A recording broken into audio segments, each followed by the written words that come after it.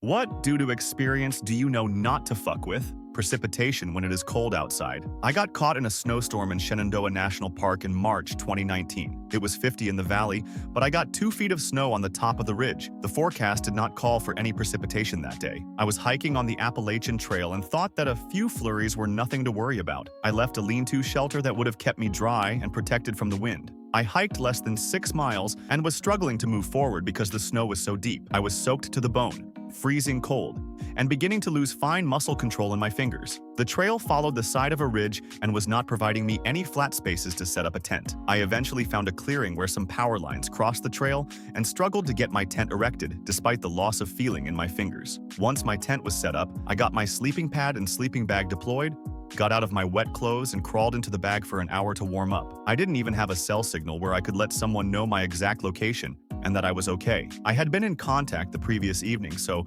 my girlfriend knew my location to within a couple of miles. The snowstorm lasted all night, and I had to spend a full 24 hours in the tent before the snow stopped. The next day, after the snow stopped, I packed up my camp and kept hiking through the 2 feet of snow. The trail crossed Skyline Drive after a short distance, and I followed that road for another 9 miles to the nearest park entrance. I called a shuttle and spent the night in Waynesboro, VA, at a hiker hostel. The warm shower, boot dryer, and warm food were exquisite. When you make an error in judgment in the wilderness, the goal is to survive long enough to learn from your mistake. I learned my lesson. I will not screw around when dealing with precipitation and cold weather. If there is any doubt, I will just hunker down and wait for the wet weather to pass.